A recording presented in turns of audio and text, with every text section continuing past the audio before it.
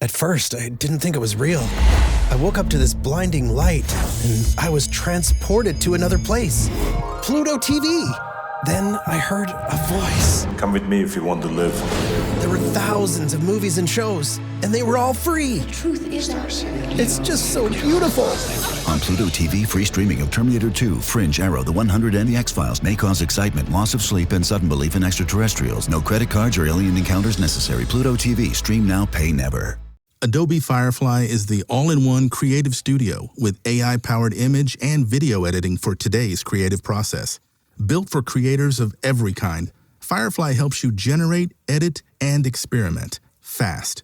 Because the asks aren't getting smaller, the budgets aren't getting bigger, and the timelines, oh yeah, still tight.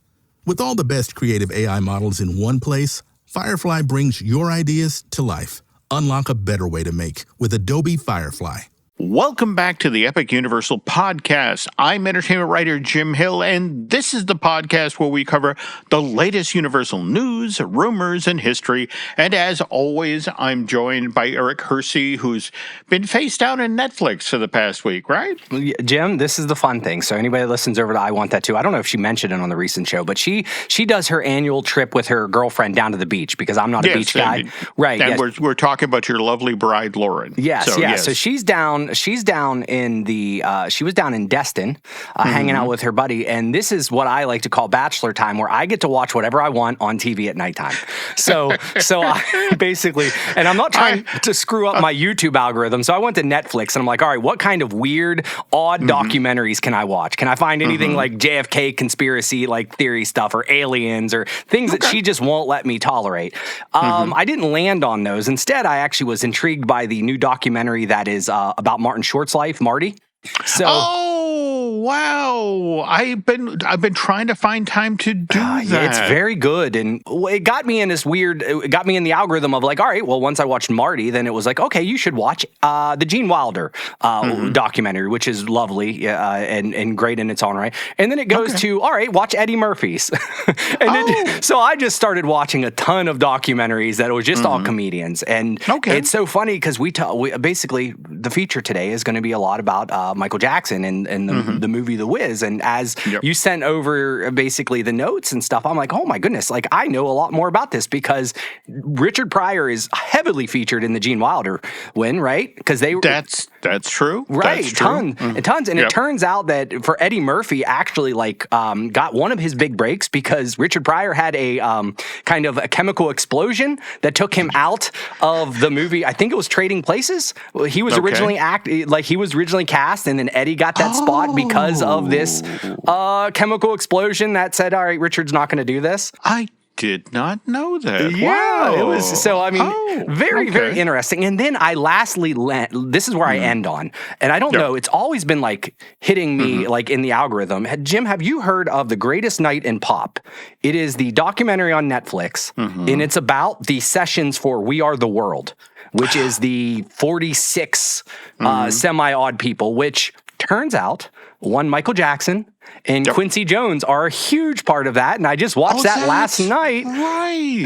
Oh, wow. So all of this will come together. This is a big preview of this all comes together in Jim's feature today that has all the characters almost involved. But I can maybe add a little bit of color commentary for some of these things that I just recently watched. That'll be killer. I just one question to finish out your run of comedian documentary, because the one I have been meaning to get to, because I actually work with the guy for a little while, is the John Candy one. Was that in the pile there? No, but what is that on? That's not on Netflix. It's on maybe Hulu. And you're right. I want to watch that one. I don't know. I don't know if that one's out or has it came out. But why not? I want to say it's out there. It's been out there for a couple of months now, and it's called John Candy, I Like Myself. Yes. Now he's mentioned. Granted, he is in the Marty one. gotta be. Right? gotta be. Yeah. So fun. But yes, here's the deal, guys. We need to get Lauren on more beach vacations, and I will get way more Netflix documentaries watched. All right, and I have to get more TV time myself. But again, I only get 20 minutes. Before when Nancy's getting ready to go to bed, I get 20 minutes to control the television. And last night I literally spent it watching a little bit of Rick and Morty because that's coming back for a new season this coming Sunday, and then I watched a chunk of The Day the Earth Blew Up, the Looney Tunes movie, which they did a surprisingly good job. But anyway, you're not here to hear about that. You're here to hear about the Universal parks. So, but a lot of you, I want to say, have been very kind about what you've been saying about the show with the reviews you've been posting. Yeah, we're still getting them in. So we want to thank, today we're going to thank MS Disney 2, who wrote, essentially, I'm a longtime listener, always listen to your shows and enjoy them immensely. Jim has such a great knowledge that he shares, and he always makes me smile. Also, it has been fun listening to Eric discover Universal, and he and Jim work so well together. Keep up the good work. So that was from MS Disney. And we also have BP Gentry, who wrote, I'm addicted to the Jim Hill Media variety of podcasts, which are flooding my feed each week. That is correct. Jim does. Okay. He only has 20 minutes to watch shows because he's writing podcasts. He says, I love to hear Jim's deep dives, even though I'm not a big Universal fan. This podcast has persuaded me to give Epic a try. It's great to see Eric getting some more Universal knowledge on both coasts as well as the Vegas attractions. So we're turning people on to Universal just like I was. We're at episode 104 now. So if you guys want to give us a review, as always, go to jimhillmedia.com/epic, and we'll be happy to read them on air. Once again, thanks to MS Disney and BP Gentry for their reviews this week. Okay, and before we get to the news portion of this week's show, we of course have to acknowledge our sponsor, which is unlockmagic.com. And if you're planning a trip to Universal Orlando or Walt Disney World, check out Unlock Magic. Listeners to the Epic Universal podcast are saving up to 12% on theme park tickets and now have the ability to purchase Express Pass through Unlock Magic, saving even more money. So be sure and visit unlockmagic.com and save today. And okay, we get to the news of the week, which starts off with an oversized teddy bear walking around, right? Yes, but I think it's got a lot of us excited. I don't know what's in the water at Universal, but they're making some very good walk-arounds lately, and over the last several years. But Captain Cacao, the wonderful bear mascot over at Epic, he was just kind of given a sneak reveal on Twitter or all the social medias over in Universal to the cast members, and then it's now going public that come May 22nd, you can meet him in Celestial Park. And he looks great. I don't know. Lauren and I were fans of him right from the get-go. He has that shop kind of on the left when you're walking in on the left-hand side, maybe one of the last shops, there's a chocolate-esque, candy sweet shop. So did you get a chance to see the new walk-around character? I saw the image of it, but I also want to acknowledge the Universal PR team. Did you see what they posted on social media today or recently to the effect of, okay, we admit it, the social media team at Universal Orlando Resorts is actually 3 minions standing on top of one another inside of a trench coat, which I could get behind. Right. But I think we're all excited. But I was Jim, just over the last year, they also introduced Prince Gator, and he was a new cute character, right? And now we have Captain Cacao, and then we always had Earl the Squirrel's been around for a while. So lots of good memes out there saying who's going to be like the fourth horseman, like who's coming in, who are they bringing in for that. I was chatting with a buddy online, and I was like, all right, what are they going to do like for Halloween-esque and so forth? And remember, they got that real creepy mascot over in Japan. That's like it's like a bear thing with like a drooping eye and stuff. I'm wondering if they'll bring them over. I don't know.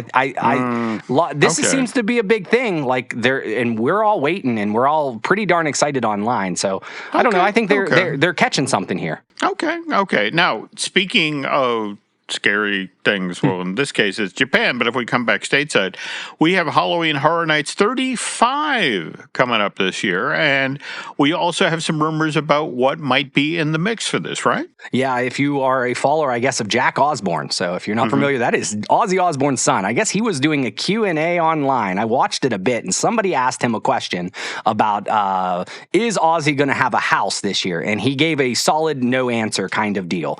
And I watched it, and I'm like, yep, he knows something. So the big rumors are that Ozzy Osbourne is going to get a house in some capacity. Remember last year they did the WWE like Wyatt Six house that was loosely themed based off that. We're thinking that. But, me being a new person to Halloween Horror Nights, I don't know all the old houses yet. So that is part of my journey. So I did look up to see if anybody has ever had a, any musician has had one. And I was really surprised that there were, 6 different, maybe 8 houses over the years, with Alice Cooper being a major one. Did you ever experience any of the Alice Cooper? There were a couple weekends, and of course, there was a Black Sabbath. I want to say yes, because again, 35 years of these, and I have been attending them, dear Lord, I want to say I may have gone to the second Halloween horror event, which was 93.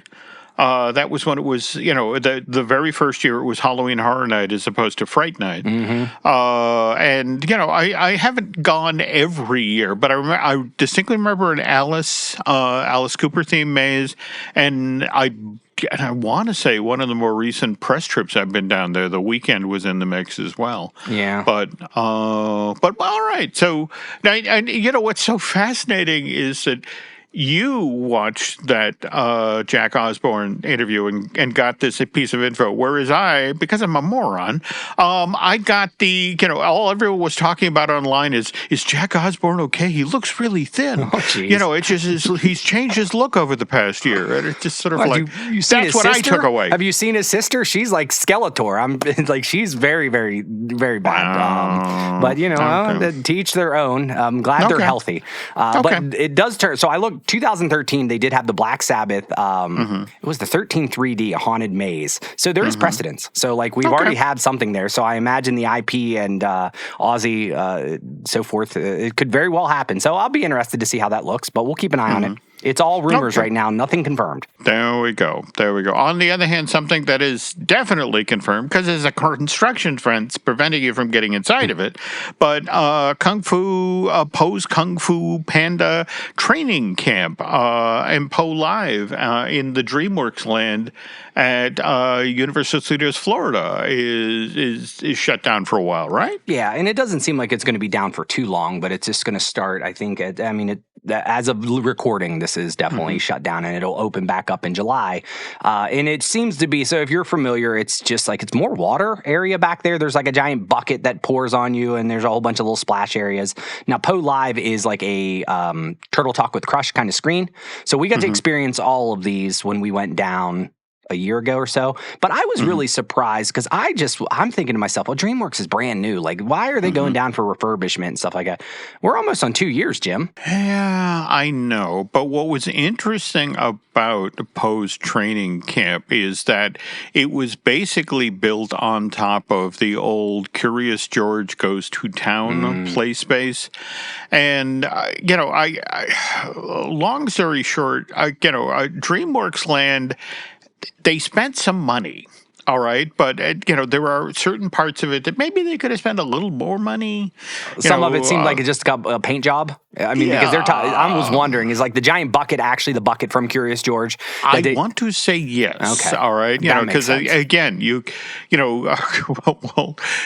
Len and Jim Schul like to say over on Disney Dish and Disney Unpacked, that anything that involves plumbing is the very last thing anybody wants to touch at a theme park. It's if you've got a water effect set up or that sort of thing, it's leave it alone. God, it's so expensive to change this at all. Whereas Poe's training camp, I mean, when we walked through it, I thought it had some decent theming and all that, but at the same time, it's kind of at the back of the land, and I wonder if there also have been questions about how much foot traffic they're getting back there, and maybe they're making some adjustments in regards to that, trying to make it a bigger draw. I mean, it was a one and done for me, Jim. I mean, like it was nice enough, and I love Jack Black, and I like the characters and stuff. But it was like an outdoor kind of like environment. It was kind of hard to see a little bit. I don't know. There was something missing there. I don't know if they'll make adjustments for 2 months. I don't think they will. I think this is probably just a little bit of cleaning up and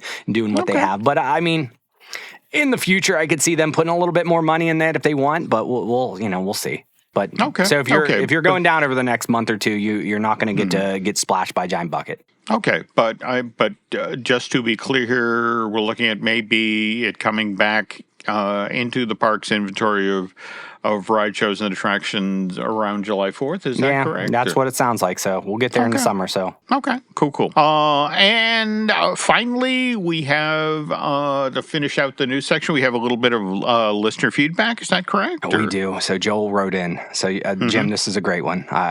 He said, so we were talking about Mystic, the fountain, which he's no more. There's lots of he's behind a wall now and stuff. But he had a wonderful suggestion. He says, hey, if they move it to the Volcano Bay, they can rename him Mystiki. Come on. Come on. All right. I would buy that T-shirt. Right. Yes. Oh, that would be great. And you were in on this thread. BioReconstruct was mentioned in a couple things because once again, he sent us over when we were talking about Mystique and Volcano Bay. He said there was actually Vol, the spirit of the volcano, which was actually an effect they used inside the mountain. So I had to look this up because I don't remember seeing it when I was there last year. Jim, did you ever see this Vol, the spirit of the volcano, and how that works? Okay. You have to understand that when Nancy and I went to Volcano Bay, we were literally there on opening day. In fact, Seth Kabursky, when he was working for, I want to say Orlando Weekly, he sent me a photo where at one point I am literally the only person in the entire wave pool at Volcano Bay, and it's not an attractive photo. Oh, I was going to change it to our cover photo on Facebook. Oh, Jim. no, Come on. It looks like Shamu is standing at his back fence. I'm just saying, okay? But the interesting thing is the day we were there, they were still finishing the park. I mean, at one point, we literally got sort of pushed away from, no, you can't get on this ride. We haven't finished the steps yet. So, that was the thing. It was like, oh, yeah, the volcano effect, come back later. Yeah. So I have yet to return to do a day at Volcano Bay to inspect this stuff. But I remember all of the pre-opening art and, everything they were talking about, how cool it was going to be. So just didn't get to see the finished product. So what did they say? Yeah, well, I watched a video online because it's no longer there. So the Vol of the Spirit was honestly almost like a projection, but you could use your Tapu Tapu device to interact with it. So it was kind of like an interactive. It was kind of like a modern day Mystic. So, I mean, I guess they tried that. So maybe our idea of Mystic going over to Volcano Bay is not going to necessarily happen. But, with a name like Mystiki, I think we can make that happen. Come on, Universal. Okay. Oh, I got one more thing for you, Jim. Based off last week's conversation, we were talking about Zelda, and the question was around, hey, Mythos, is there a place that we could turn that into like a Zelda? If that would be Zelda, we're saying if that is, we're not saying anything more. If that is a Zelda, is there an easy restaurant? So I talked to my brother who has spent hours upon hours playing the Breath of the Wild and the Tears of the Kingdom Switch games. He says primarily you make your own food there, but there's not a lot of taverns. But there are some things that come up all the time in the Zelda games. So I have a list here. So, but we do want Zelda fans to still chime in. I guess there's a thing called a milk bar that shows up prominently, and it's like a tavern lounge. So music and themed drinks. I mean, that sounds like money. So like as a Universal, if they're watching Disney at all with their theme bars, I could think this would work. Now, I have no idea how to pronounce this, so you can yell at me online if you want. Hyrule Stable Tavern, which is a rustic traveler's inn and regional Hyrule dishes. Maybe that's some type of clan. I don't know. They say Beatles Market Cafe, which is a snack stand merchant style quick service, shows up often in the games. And Kakuriku Tea House, which is a calm Japanese-inspired small plates and tea shop. So those are the ones that show up often. So maybe if there is a Zelda land in the future, I would assume that these types of taverns or locations could very well end up in the land. So I don't know, Jim, but there are places that you can eat in Zelda. Well, all right, cool. But just the Hyrule Stable Tavern, that's a great name. And more to the point, the Lurelin Village Seafood Grill, given where Mythos is positioned right down there by the water, you wonder if, they might lean into that idea. But maybe we'll get some screenshots. Maybe I'll do a little and find anything that might look like a giant rock pattern. But we'll see. We don't know. This might not. Who knows? It might not be Zelda. It might just be a giant, walkway. But at the end of the day, no. I mean, that's the thing. Realistically. We were just talking about, that's a kitchen, that's plumbing, that's, it's one of these things where I can easily see them pulling a Merlin Wood, where they took the Royal Oak Tavern down to the studs, wrap the kitchen in heavy industrial plastic, and then build another restaurant around that. Now, mind you, Mark Woodbury flat out told me that if I had to do that again, I never would, because it turned the changing the Royal Oak Tavern in Maryland Wood to the Three Broomsticks. He said it was the most expensive kitchen remodel in the history of man. Would they do that again? But on the other hand, that's a hugely popular restaurant right there. And, I know they're moving, they're changing, what is it, the Thunder Falls thing to, from quick service to, sit-down dining. But let's see what happens. Yeah. Well, we thank everybody for writing in for certain. Keep it coming in and letting us know what you think here. But thanks for that. And we'll see what's going to be happening in that space. We'll be watching. That we will. And when we get back from this break, we're going to talk about something that a lot of you have been watching, at least when you go to the movies lately, and that's Michael, that musical biography of Michael Jackson. But before we get to that, there's this. And we're back. Okay, Eric, this past weekend, Michael, and again, we were that musical biopic of Michael Jackson was back at the top of the box office, which, given that this Lionsgate release was starting its fourth week in theaters, kind of impressive. And I know that Lauren and Lainey go out to the movies. Have they managed to see this one yet? Or Lainey is obsessed. She all her friends are. The Michael Jackson. Now, granted, they have seen the first Michael Jackson, and she talks about Michael Jackson being royalty. I was like, well, you might want to wait for Michael 2 to come out to kind of know what comes out. So be careful how you talk about him. Now, we're all Michael Jackson fans. I'm a big fan of his music, and I can separate art from stuff. So we'll leave it at that. But Lainey has saw it, I think, on 2 occasions, and had all her friends go, and they learned the Thriller dance, and that is on TikTok and all this and so forth. So it is nonstop Michael around here. I have yet to see it, but I will see it.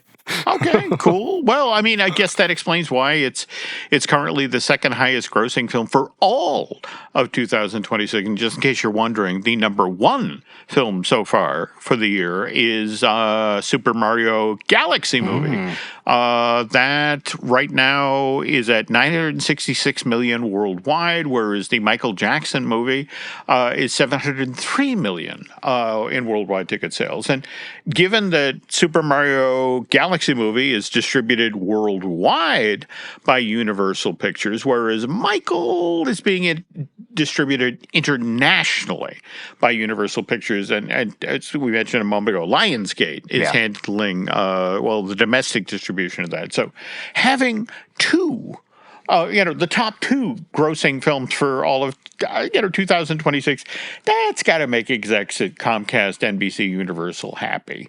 But again, this is a Universal podcast, and so the reason we're bringing this up is that Michael Jackson's association with Universal Pictures actually goes back nearly 50 years. And of course, if you listen to this podcast, we talk about Wicked a lot on this show, the long running Broadway show, which, by the way, Universal brought to Broadway in 2003 through its theatrical development arm, and then Universal Pictures took that hugely popular stage show, still running at the Gershwin Theater after 23 years, and turned it into 2 hugely popular movies. And by the way, combined box office wise, the 2 Wicked movies have made Universal $1,292,000,000 over the past 18 months. So that's a lot of green for the lady who's green. But here's the thing. What a lot of people today forget is that Universal Pictures made another earlier movie version of a stage version of Wizard of Oz, and that was The Wiz, which arrived in theaters back in October of 1978, and it was on this film that Michael Jackson first got to work for the folks at Universal Pictures. And you were mentioning, Eric, that you were doing your due diligence. You were looking at some of the stuff from this film. Yeah, Jim. I mean, I remember watching it long time ago, but I said I better freshen up. So there is some nice clips from Universal Pictures on YouTube that you can watch. Some of the, get on down the road, and the one we were talking about where he's getting tortured by crows and so forth. But yeah, I watched a decent amount of it. Interesting art direction, interesting film, interesting concept in general. So I'm excited for you to dig in and tell me why these things exist. Well, what's interesting about The Wiz is, the stage version arrives on Broadway back in January of 1975. And what's interesting is that the movie theater that was backing this production wasn't Universal Pictures, but rather 20th Century Fox. And they were the major investor. They got in on the ground floor. And what was interesting is when you get in on the ground floor with a Broadway show, that you are then awarded what are called the rights of first refusal, which means that when it comes time for the movie rights to be sold to a Broadway show, you're the first one through the door, and you can make an offer. But here's the thing: The Wiz had a very troubled journey to Broadway. In fact, when it was out of town in Detroit and Philadelphia, the show came within inches of closing out of town. And even when The Wiz finally did make it to Broadway, ticket sales were so slow initially that 20th Century Fox had to put an additional $100,000 into the production just to sort of keep it afloat while they shot a TV commercial. And The Wiz was one of the very first Broadway shows to actually have a TV commercial. In fact, the thing of it was they carefully staged it around the hit song "Ease On Down the Road," and it was once that began airing on television, it became a hit show. Played on Broadway for, I want to say, another 3 or 4 years. There were touring companies, and obviously the movie rights came up for bid. And what was interesting is 20th Century Fox, after going through all of that, was like, you know what, we're good. Let somebody else, get the movie rights to The Wiz. Good luck to them. So it's Universal Pictures, partnering with Motown, that decides to roll the dice when it comes to making a movie version of The Wiz. But here's the thing, Eric, that thanks to The Wizard of Oz, the 1939 film, airing every year on CBS, that MGM musical is now one of the most seen, best-loved movies of all time. And the people at Universal and Motown know this, and that, like it or not, their movie version of The Wiz is going to wind up being compared to MGM's film version from 39. So the thinking is, as they go into pre-production, it's like, okay, let's just lean into this. And we'll differentiate our film from what MGM did almost 40 years ago. So MGM version of Wizard of Oz, almost completely shot entirely on sound stages. Right. So this is why Universal and Motown decide, okay, this is a whiz that's set in an urban setting, urban version of Frank L. Baum's story. Let's shoot it on location in New York City. Now, mind you, not the real New York City, but one, you're still going to shoot on location in the city, but you're going to sort of lean into that urban fantasy idea. And by the way, the guy that they hired, Universal hired to handle this aspect of the movie version of Wiz, should be known to Disney fans. He's Tony Walton. He's the guy who designed the sets and the costumes for Disney's Mary Poppins. And by the way, when this Academy Award winning film was shot on the Disney lot back in '63, Tony was also married to Julie Andrews. So, again, really worked on that job. But since the original Broadway cast of The Wiz had been made up of entirely, African-American performers, which, by the way, not a new idea. When David Merrick was looking for ways to boost the stage version of Hello Dolly 3 years into its Broadway run, he actually brought in an all-black cast for that show, which was led by Pearl Bailey and Cab Calloway. That was November of '67, and that cast change caused such a sensation that the New York production of Hello Dolly, ticket sales suddenly became hotter than hell. And it was like that show actually then continued to run on Broadway through December of 1970. So, sometimes something like that, really does work. But, right. But anyway, back to Universal Pictures, and they're getting ready to do their movie version of The Wiz. And the thinking was like, all right, we're partnering with Motown. We're making our and again, the version of The Wiz on Broadway is an all-black cast, so let's lean into that. Let's get the cream of black performers in this thing. So the wish list for performers for this movie version of the Broadway hit was Sammy Davis Jr. as the Scarecrow, okay, Bill Cosby as the Tin Woodsman, Godfrey Cambridge as the Cowardly Lion, and then finally Diana Ross as Dorothy. And now those first two, Bill Cosby evidently actually did get cast as the Tin Woodsman and then bowed out of the project, and evidently he was talking with friends who had worked on the Planet of the Apes movies, and it's like, you really want to sit in a chair for 4 hours every day and have makeup put on?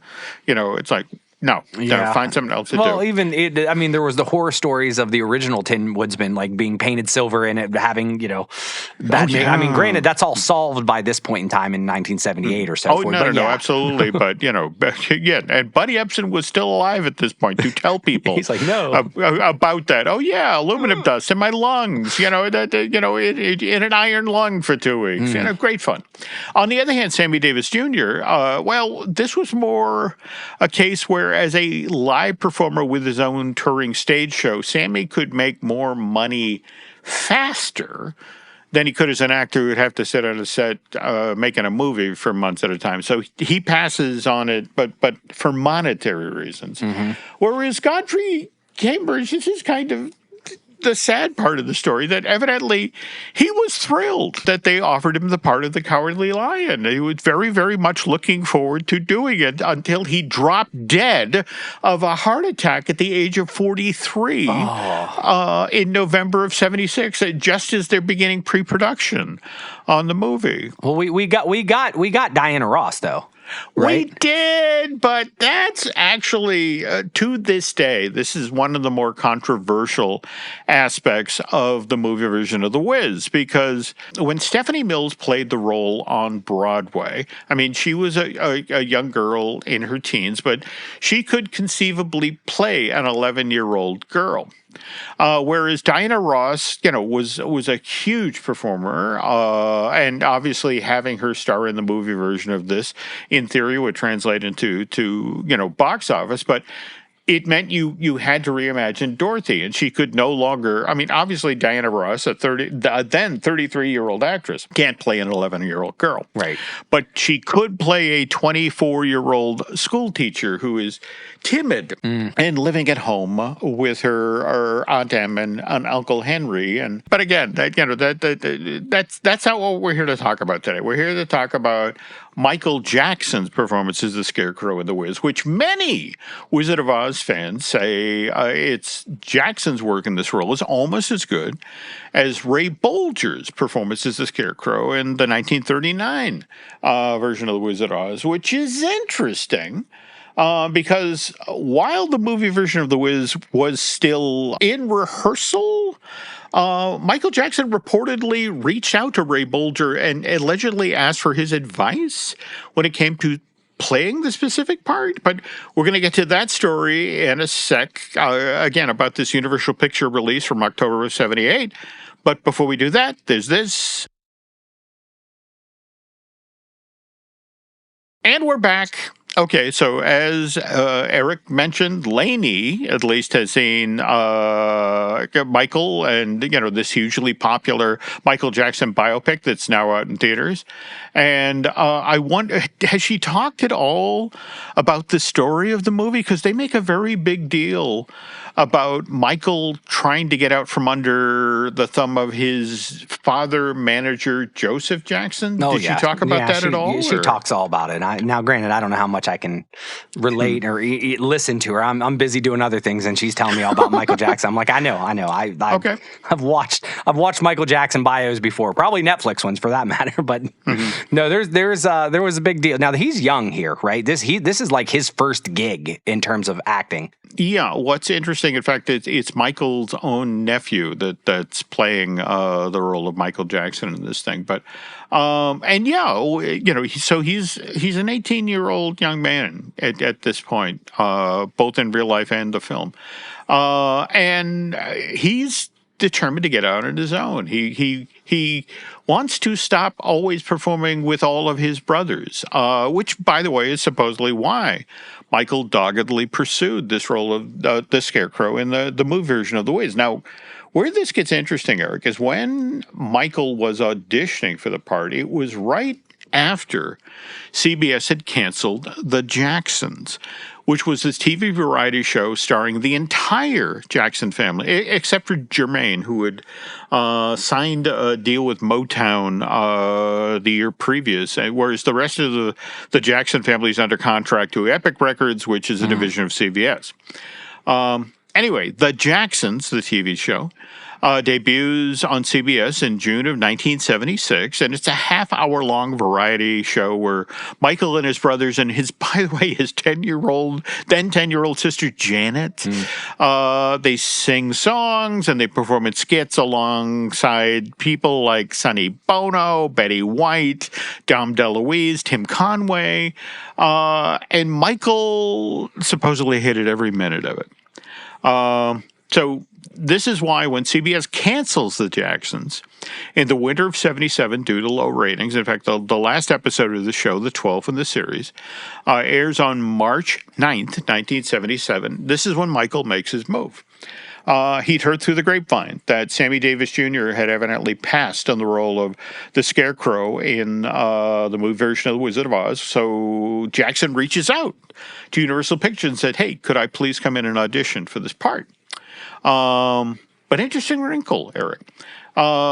Unfortunately for Michael, the folks at Universal and Motown had already lined up a replacement for Sammy Davis Jr., and they were talking with Jimmy Walker, the comedian who played the role of JJ in the hit sitcom Good Times. Do you remember him at all? Dynamite? I do know Dynamite. Yeah, I feel like he was on an episode of The Surreal Life back in VH1 and stuff like that. So I believe you are correct. In fact, I was just listening to him. Nancy and I have begun listening to the official Love Boat podcast, and Jimmy came on with Fred Grandy and Ted Lange, and actually had some really fun stories to tell about this show. Is Len paying you to watch or listen to that? I mean, isn't he? No. This is Nancy. Nancy and her sister loved Love Boat when they were growing up. So coming soon to a podcast, the Love Boat.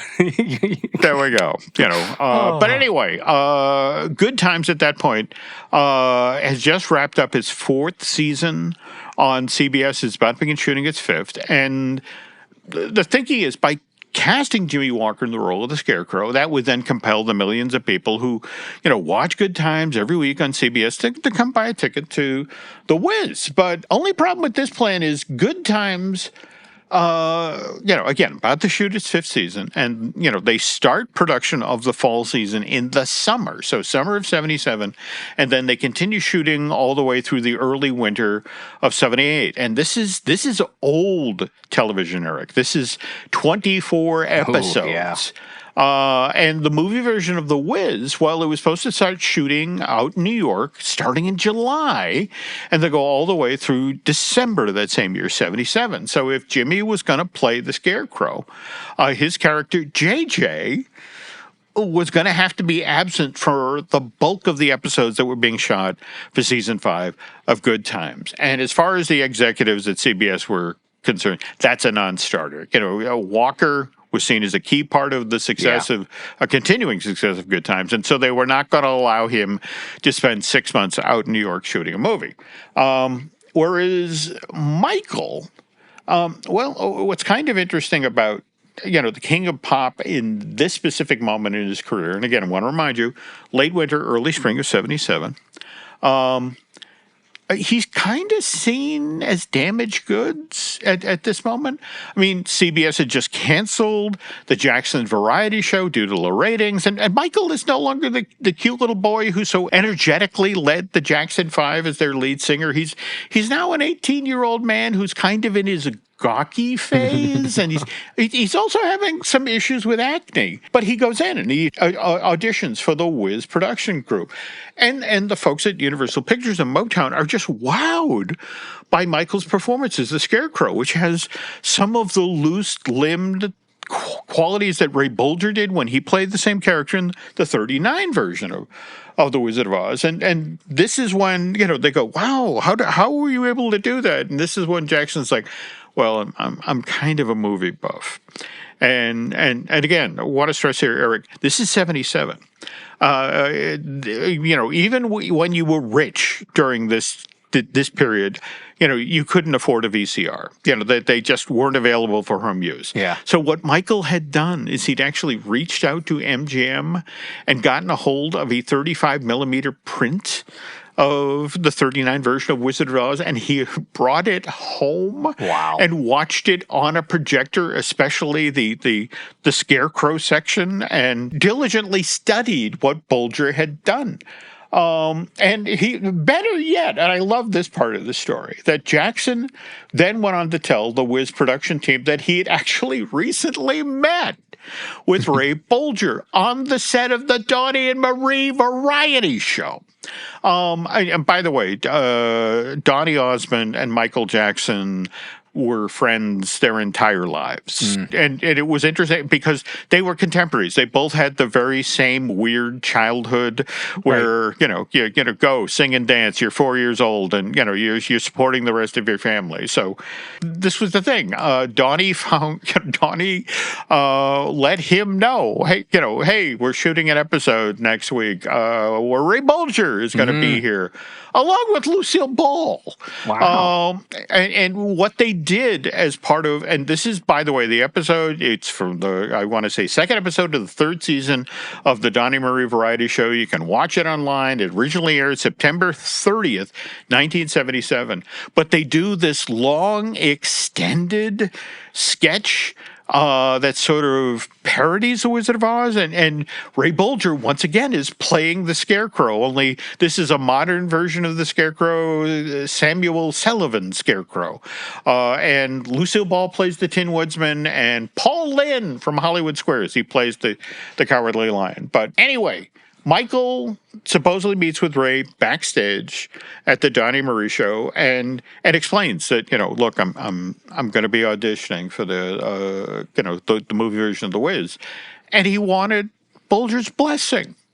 And also he was kind of looking for some tips about how did you do that? How did you, how were you so loose-limbed? And Bolger was supposedly so touched that Jackson had made this special trip just to, to ask permission and then get information that he, said, sure, you have my blessing. And then he tells him how to do it. It's old vaudeville style dancing. And the folks at Universal and Motown are supposedly so blown away by Michael's audition and then that story about Ray Bolger that they're like, well, all right, you got the part. But here's the thing, Eric. Joe Jackson, Michael's dad, not happy. Because for those 6 months that Michael will need to be out in New York City shooting the movie version of The Wiz, well, that means he's not going to be available to tour with his brothers. He can't go to Vegas and perform at a casino. That's going to hurt the Jackson family cash flow for the next couple of months.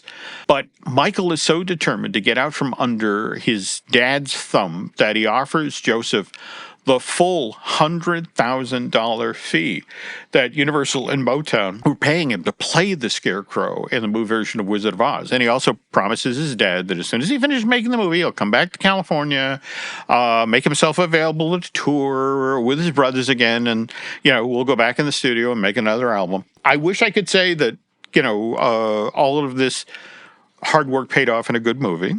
Look, The Wiz, the movie version of The Wiz cost Motown and Universal $24 million to make. It only sold $22 million worth of tickets, so it didn't even break even.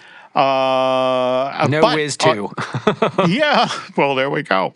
But it was on the set of the movie version of The Wiz that Michael Jackson first meets Quincy Jones, who by the way handled the music side of the movie version of The Wiz, and Quincy was so impressed by Michael's behavior on the set. I mean, how this kid would patiently sit for hours in a makeup chair as Stan Winston slowly transformed Jackson into the Scarecrow, or how when they were filming The Wiz, on location all around New York City and the noise and the heat of the summer of '77, Michael in full makeup and a weird costume, never complained, always showed up in time, always ready to do whatever scene that they needed to shoot. So it's one day on the set, Michael, again, in his full Scarecrow makeup, sidles up to Quincy and says, do you know of a record producer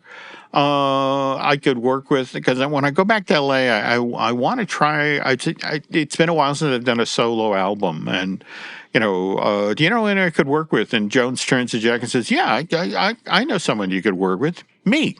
Which then leads to Quincy working with Michael on his next 3 solo albums, Off the Wall in '79, Thriller in 1982, and Bad in '87. And I think you mentioned at the top of the show, Eric, also We Are the World, right? Yeah, that was the big storyline in the documentary. Quincy was there, and Michael was the main writer along with Lionel Richie, big time. And Michael never looked back. I mean, with Quincy Jones and I mean, once you had Off the Wall, Thriller, and Bad, there ain't going back to Joe, is there?